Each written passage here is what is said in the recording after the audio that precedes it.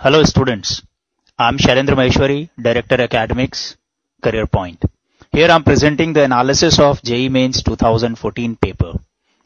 This paper was conducted in the morning shift at from 9:30 to 12:30. This paper was a good paper and a balanced paper, and the pattern was almost similar to the pattern of last 4 years of JEE Main as well as AIEEE. पिछले 4 सालों से CBSE same इसी pattern पर यह paper conduct कर रही है. In 2011 and 2012 this paper was conducted with the name of AIEEE, and in 2013 and this year it was conducted with the name of JEE Mains. इस पेपर में पिछले 4 साल में कोई बदलाव नहीं रहा. Pattern, it was consisting of 90 questions. Each question was having 4 marks for the correct answer and 1 mark was deducted for the wrong answer. एक छोटा सा चेंज जरूर देखने को इस पेपर में रहा. पिछले साल गए हैं उनमें इस AIEEE या JEE मेंस पेपर में रीजनिंग के भी कुछ क्वेश्चंस हुआ करते थे, 2 या 3 क्वेश्चंस. कुछ शॉर्ट नोट बेस्ड क्वेश्चंस होते थे, but this year all the questions were having same profile, same pattern. Each question was multiple choice question with 1 and single correct option only. जहां तक डिफिकल्टी लेवल का सवाल है, the level of difficulty was a bit higher as compare to last year's paper. थोड़ा सा difficulty level ज्यादा रहा. और सबसे खास बात इस पेपर की ये रही कि इस पेपर में 20 क्वेश्चंस ऐसे थे जो पिछले लगभग 10 सालों में इस पर्टिकुलर एग्जाम में, AIEEE जैसे एग्जाम में पूछे जाते रहे हैं. कुछ ऐसे क्वेश्चंस थे जो रिपीट हुए हैं, तीनों ही सब्जेक्ट्स में थे. 13 क्वेश्चंस 12 क्वेश्चंस केमिस्ट्री में थे और 2 क्वेश्चंस फिजिक्स में थे और कुछ मैथ्स में ऐसे क्वेश्चंस थे. टोटल 20 क्वेश्चंस ऐसे थे जो पिछले सालों में AIEEE जैसे एग्जाम में पूछे गए हैं. इसके साथ साथ एक और बहुत इंपॉर्टेंट बात इस पेपर की रही और वो ये थी कि 9 क्वेश्चंस ऐसे थे जो स्पेसिफिकली उसी सिलेबस के थे, उसी पोर्शन के थे जो JEE मेंस का ही एक्सक्लूसिव सिलेबस है. जैसे उन चैप्टर्स के नाम है. In physics it is magnetism, polarization, EM waves, communication and semiconductor. In maths, it was set and relation, height and distance, reasoning. These are the chapters which are exclusively in the syllabus of JEE Mains. In particular topics पर JEE Advanced की preparation करने वाले students normally ज़्यादा attention नहीं देते हैं. Although board gives sufficient weightage, a good weightage to these particular chapters. उस लिहाज से अगर देखते हैं तो JEE Mains का ये पेपर जो कि AIEEE का ही पेपर है, ये बोर्ड एग्जामिनेशन के ज्यादा क्लोज है. ये पेपर 4 कोड्स में कंडक्ट किया गया, EFGH, ये 4 कोड्स थे. नटशेल में मैं ये कहूंगा कि इस पर्टिकुलर पेपर में उन स्टूडेंट्स ने जिन्होंने एक्सक्लूसिवली JEE मेंस के लिए प्रिपरेशन किया होगा, उनका परफॉर्मेंस बहुत अच्छा रहा होगा. और वो स्टूडेंट्स जो भले ही एडवांस की प्रिपरेशन कर रहे हैं लेकिन उन्होंने इस पर्टिकुलर पोर्शन पर जो एक्सक्लूसिव JEE मेंस का पोर्शन है उस पर भी अगर अटेंशन दिया है तो प्रोबेबली उनका भी परफॉर्मेंस इस पेपर में अच्छा ही रहेगा. जहां तक सब्जेक्ट वाइज कट ऑफ या सब्जेक्ट वाइज एनालिसिस की बात है, उसके बारे में भी मैं आपसे बात करता हूं. फिजिक्स में ये paper relatively it was rated as difficult one. Physics में डिफिकल्ट माना गया, थोड़ा लेंदी भी रहा. मैथमेटिक्स में भी इस पेपर का डिफिकल्टी लेवल अच्छा था और केमिस्ट्री में ये पेपर एवरेज था. यानी अगर मैं डिफिकल्टी लेवल के हिसाब से रेटिंग करूं, then physics stands at number 1, then it is maths and then it is chemistry. Length of the question paper was good. Even physics के केस में अगर मैं बात करूं तो फिजिक्स का paper it was too lengthy. यानी 1 आवर में अगर फिजिक्स का पेपर अटेम्प्ट किया जाए then it becomes a very difficult and challenging for a student to attempt all the questions correctly. अगर सभी क्वेश्चंस को करेक्टली कोई एक्स्ट्रा ऑर्डिनरी स्टूडेंट अटेम्प्ट करे तो probably it will take about 1 hour 25 minutes. इस लेवल का ये पेपर कहा जा सकता है. जहां तक कट ऑफ की बात है तो मैं ये कहना चाहूंगा कि लास्ट ईयर JEE मेंस में जो स्टूडेंट्स JEE एडवांस के लिए एलिजिबल डिक्लेयर किए गए थे उनकी संख्या 1.5 लाख स्टूडेंट्स हैं. It is already declared. General category में ये cut off last year 113 marks था and in OBC it was 70, in SC category it was 50 and in ST category it was 45. इस साल के डिफिकल्टी लेवल को देखते हुए ये कट ऑफ थोड़ा सा कम जाने का उम्मीद है, because the paper was difficult. लेकिन एक साल का ड्यूरेशन हो गया, स्टूडेंट्स का प्रिपरेशन लेवल बढ़ जाता है, उनकी अवेयरनेस बढ़ जाती है, उनकी अंडरस्टैंडिंग बढ़ जाती है, तो उसको देखते हुए बहुत ज्यादा डिफिकल्टी लेवल डाउन होने के बावजूद भी, डिफिकल्टी लेवल हाई होने के बावजूद भी कट ऑफ बहुत ज्यादा नीचे जाने की उम्मीद हमारे टीम को नहीं लगती है। जिस तरह का एनालिसिस हमारी एकेडमिक टीम ने किया है उसके अकॉर्डिंग मैं ये एक्सपेक्ट करता हूं कि जनरल कैटेगरी का cut off it will stand somewhere within the range of 107 marks to 113 marks. As far as OBC is concerned, it will be somewhere around 65 to 70 marks. In SC category, it will be around 45 to 50 marks, and in ST category, it will be around 40 to 45 marks. ये एक rough idea जितना अभी तक student से interaction रहा है और जितना जो टीम का एनालिसिस की रिपोर्ट सामने है उसको देखते हुए है। डिफिकल्टी लेवल के बारे में एक छोटा सा ब्रीफ मैं आपको आइडिया यहां पर देना चाहूंगा। The paper was balanced because it was having a almost balanced weightage of class 11th and 12th syllabus. In physics, class 11th को belong करने वाले 15 questions थे और 12th के 15th questions थे। Almost it was exactly the equal weightage was given. Chemistry में 10 questions ऐसे थे जो 11th के syllabus के आते हैं and 20 questions were from class 12th. Maths में 15-15 equal division था। Totality में अगर हम देखते हैं then 40 questions come from 11th portion and 50 from 12th portion, means overall 45% and 55% का weightage 11th and 12th में distributed था। इसके साथ साथ अगर हम difficulty level का analysis करते हैं we rate the questions in 3 categories: easy question, average or good questions, and the third one is difficult questions. जो physics में अगर हम बात करें तो easy questions 7 थे, average या good quality questions 18 थे और difficult questions 5 थे।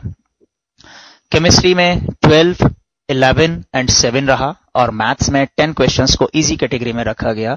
एवरेज या गुड क्वेश्चंस को 14 क्वेश्चंस ऐसे थे और डिफिकल्ट की कैटेगरी में आने वाले क्वेश्चंस 6 थे। If you look at this particular part, this is question 18 number of questions were good questions and 5। This goes a total of 23 questions. This is 18 questions and this is 20 questions. Here 12 number of questions were rated as easy. That is why chemistry paper was considered a bit easier question, क्योंकि यहां पर student को अच्छा perform करने का opportunity ज्यादा मिला। Physics में ऐसे क्वेश्चन केवल 7 थे और 23 क्वेश्चंस ऐसे थे जो अच्छे क्वेश्चंस की कैटेगरी में थे और उनमें से 5 क्वेश्चंस डिफिकल्ट की कैटेगरी में थे। And that is why the length of the paper goes high. इसकी वजह से पेपर का लेंथ ज्यादा रहा, टाइम स्टूडेंट्स को ज्यादा लगा और उनका एक्यूरेसी और एफिशिएंसी इसमें सफर किया। And this is the reason that physics was rated as the difficult most. But I'm very pleased to share with you that 61% questions were exactly from Career Point's study material. And this is a very remarkable achievement. For this particular achievement, I will appreciate the efforts of Career Point team. And I'm sure that the students of Career Point will definitely be getting good score in this particular examination and will be getting good success and with flying colors after the declaration of result. इसके साथ साथ कुछ और भी मैं चीजें अब students के सामने रखना चाहूंगा। As you all are aware of the fact that this particular exam is conducted into 2 different modes, offline mode as well as online mode. Offline exam conduct हो चुका है, उसका एनालिसिस अभी हम डिस्कस कर रहे हैं। इसके साथ साथ ये एग्जाम ऑनलाइन में भी कंडक्ट होना है, ऑनलाइन मोड में कंडक्ट होना है and many students have opted for online mode.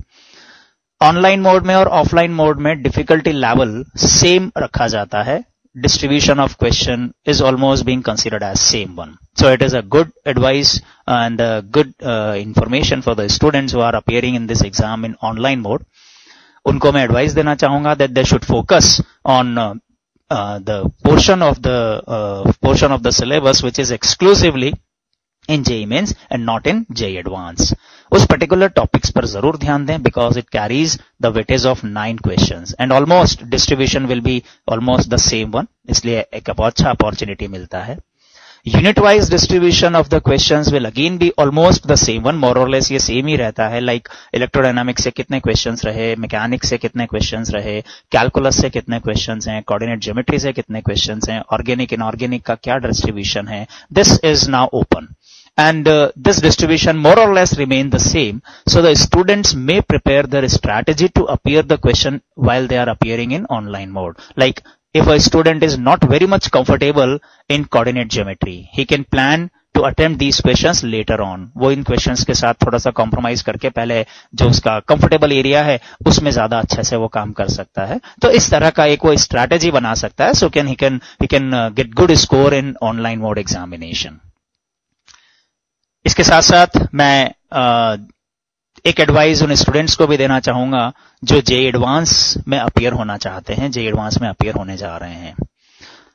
They all have appeared in JEE Mains also, and out of all the candidates, all the successful candidates, top 1.5 lakhs students will be declared eligible to write JEE Advance. जो cut off हमने आपको अभी बताई है वो cut off JEE advance का eligibility point of view से ही बताया है. लाइक 107 to 113 का जो मैं रेंज आपको बता रहा हूं for general category, it is for eligibility, it is from the point of view of eligibility of JEE Advance examination. JEE Advance में कुछ बातों का ध्यान रखना बहुत जरूरी है. Still the students are having good time to prepare for JEE Advance. सबसे पहले तो इस बात का ध्यान रखें that you must practice more and more papers. ज्यादा से ज्यादा क्वेश्चन पेपर्स को अटेम्प्ट करने का प्रैक्टिस करें. Don't give much time to theory because recently you have revise complete theory for JEE Mains, लेकिन थ्योरी की जो डेप्थ है उस पर जरूर जाएं. क्यों? क्योंकि जेईई मेंस में जो रिक्वायरमेंट होता है थ्योरी इंफॉर्मेशन का, उसमें कंसेप्चुअल लेवल का बहुत ज्यादा हाई एप्लीकेशन नहीं होता. Basically there is a difference in JEE Main and JEE Advance paper. तो जेईई एडवांस में थ्योरी की जो बारीकियां हैं उस पर जरूर फोकस करें. ज्यादा से ज्यादा क्वेश्चन पेपर्स अटेम्प्ट करें. पिछले सालों में जेईई एडवांस के यानी आईआईटी जेईई के पेपर में जिन डिफरेंट पैटर्न के क्वेश्चंस पूछे गए हैं, like single correct option, multiple correct option, column matching, reasoning, reason assertion, passage based questions, साथ में इन पैटर्न में भी वेरिएशन आता रहा है. Like multiple correct option, sometimes partial marking was there in multiple correct options, sometimes partial marking was there in column matching kind of questions. Pattern of column matching keeps on changing. If you look back since last 4-5 years, if you look back 4-5 years, पिछले 4-5 सालों को अगर आप देखते हैं तो column matching का जो पैटर्न है वो रेगुलर बदलता रहा है. More than one correct option का पैटर्न भी रेगुलर बदलता रहा है. मार्किंग स्कीम बदलती रही है. तो उस पैटर्न पर प्रैक्टिस करना जरूरी है. So it is advisable to go through all the patterns of last 5-6 years of IIT JEE so the student can get good competency to get good score and perform well in this particular JEE Advance paper. इसके साथ साथ एक और चीज मैं advice करना चाहूंगा उन पर्टिकुलर स्टूडेंट्स को जो जेईई एडवांस के एस्पिरेंट्स हैं, that they should focus on NCERT for inorganic portion.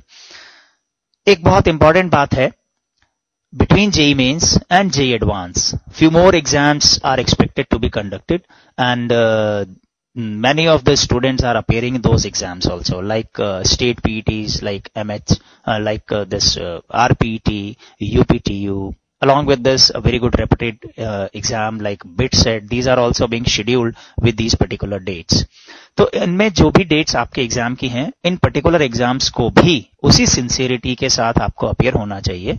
न सिर्फ इस बात को सोचकर that I am the aspirant of JEE advance so I will not take care of BITSAT और RPT. This kind of feeling should not be there in back of your mind. So definitely आपको in particular exams पर भी focus साथ में करना चाहिए. और एक बहुत इंपॉर्टेंट एडवाइस उन स्टूडेंट्स के लिए जो जेईई एडवांस में अपीयर होना जा रहे हैं, JEE Mains don't correlate the performance of JEE Mains with JEE Advance. These two exams are different exams. अगर JEE Mains का स्कोर बहुत अच्छा है, it does not give the guarantee to get good score in JEE Advance. JEE Mains का score अगर आपका कमजोर है, but you have gained the eligibility to write JEE Advance, तो JEE Mains का स्कोर कमजोर होने के बावजूद भी आप JEE Advance में बहुत अच्छा कर सकते हैं. So don't correlate your performance of JEE Mains with the performance of JEE Advance. Don't get assurance and don't get depressed. दोनों ही सिचुएशंस में आपको इस बात का ध्यान रखना है. इस बात का ध्यान रखते हुए आप अपनी प्रिपरेशन करें और JEE Advance के पॉइंट ऑफ व्यू से ज्यादा प्रैक्टिस करने का कोशिश करें. एक और चीज मैं उन स्टूडेंट्स से भी शेयर करना चाहूंगा who are the aspirants of JEE Main and JEE Advance in the coming sessions. यानी वो स्टूडेंट्स जो अभी क्लास 11th में या क्लास 12th में अभी पढ़ रहे हैं और आने वाले सालों में जेईई मेंस या जेईई एडवांस जैसा एग्जाम वो अपीयर होना चाहते हैं. सबसे पहली बात तो यह है कि जेई मेंस और जेई एडवांस के ये जो दो एग्जाम्स हैं, इन दोनों एग्जाम्स का डिफरेंस आपको अच्छे से समझ में आना चाहिए. See these two exams are different examinations. JEE Mains and JEE Advance दोनों अलग अलग तरह के एग्जाम्स हैं.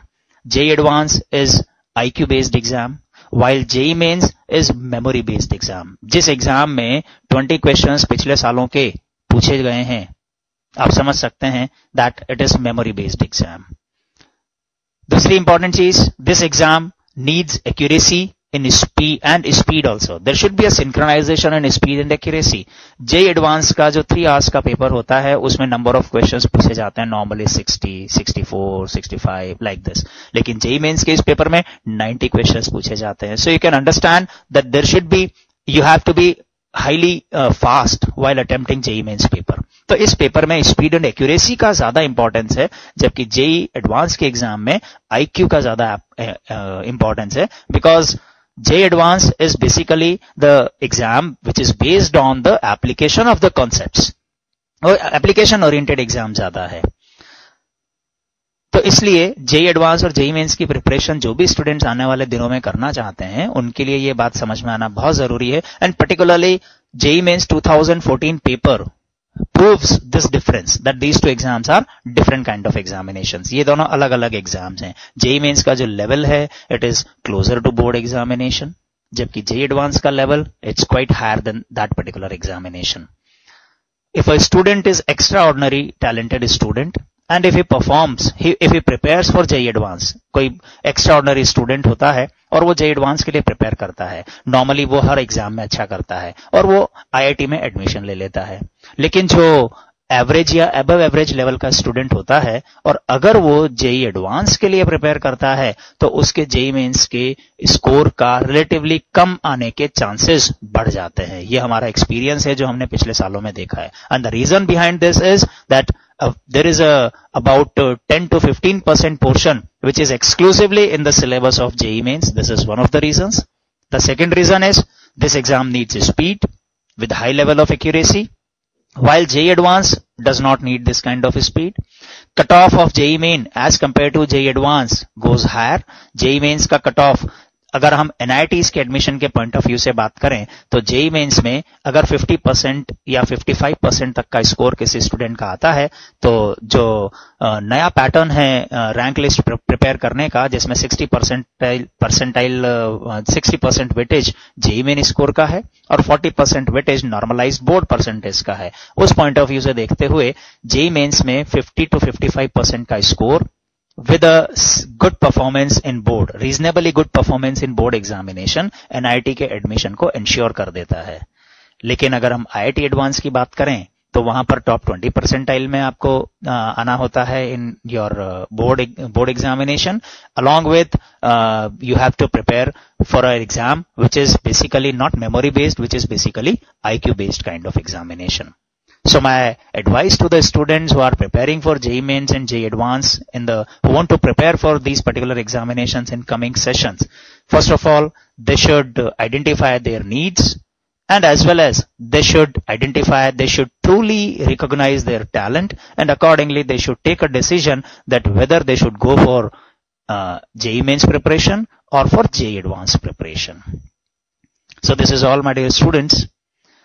This is the masses and the analysis I wanted to communicate to you. Thank you very much and wish you all the best. Bye bye.